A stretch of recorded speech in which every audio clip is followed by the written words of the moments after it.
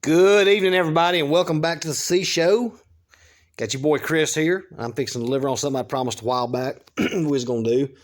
And we're going to try it tonight, see how it goes, but it's going to be our first little edition of Saturdays of Fall's Gone By. And this one right here goes out to my man, Hugh Hardiman. Hugh, buddy, if you're out there listening, this is for you. So it'll take us back to what I think was one of the golden eras of college football, when I first started keeping up with it. Picture it. Summer 1980.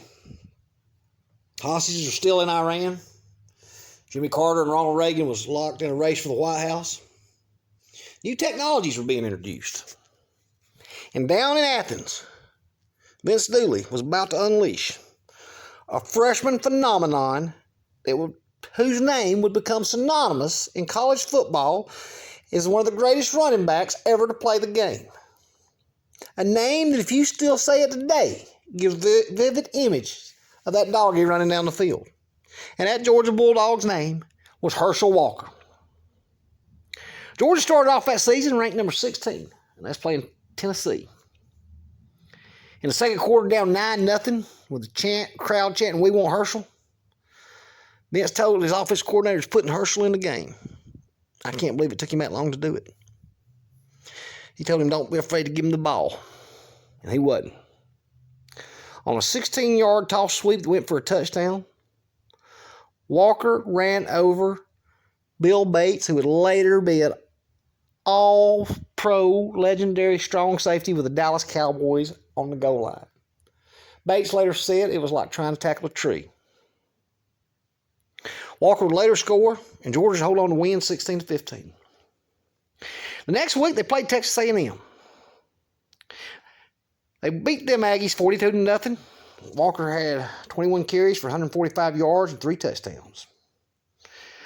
The next week, they jumped up to number 10, was playing Clemson. Now, Georgia might have lost this game had it not been for a 67-yard punt return in the first quarter by an old boy named Scott Warner, because they held Georgia to 155 yards, of which Walker had 122 of them.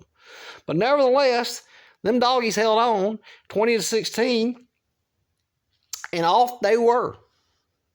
The next week, they beat TCU 34-3. Walker had 69 yards rushing. After that, they played Ole Miss, and Walker didn't play that game because of an injury, and that's 28-21. Then against Vanderbilt, Georgia blanked them, but Walker had 23 carries for 283 yards, 3 touchdown carries of 60, 48, and 53 yards. After a 27-0 drubbing of Kentucky, they faced South Carolina, who was ranked number 14th, and brought in their own Heisman Trophy running back that year by a fellow by the name of George Rogers.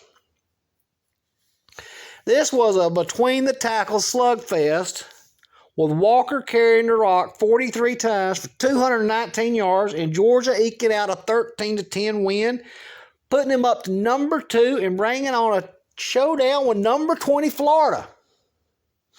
Georgia was up 20-10 late in the third quarter when Florida made a comeback. Down 21-20 with under a minute to play, Georgia quarterback Blue connected on a pass play to Scott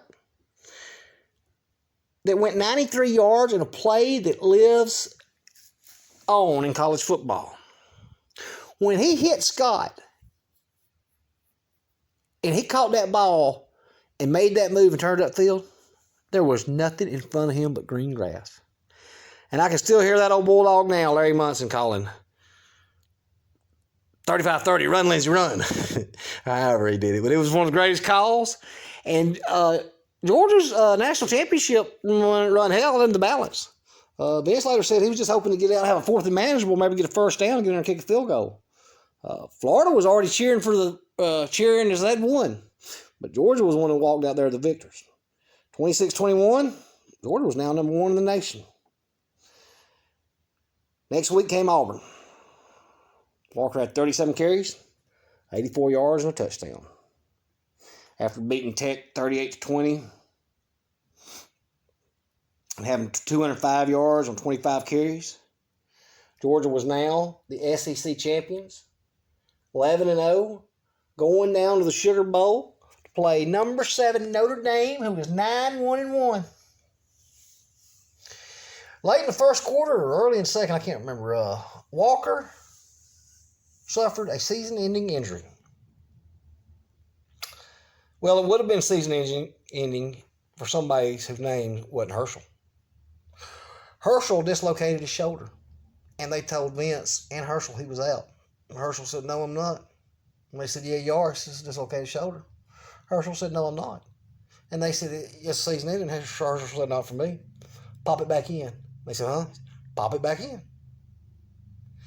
I can't imagine the pain and agony he must have been up under.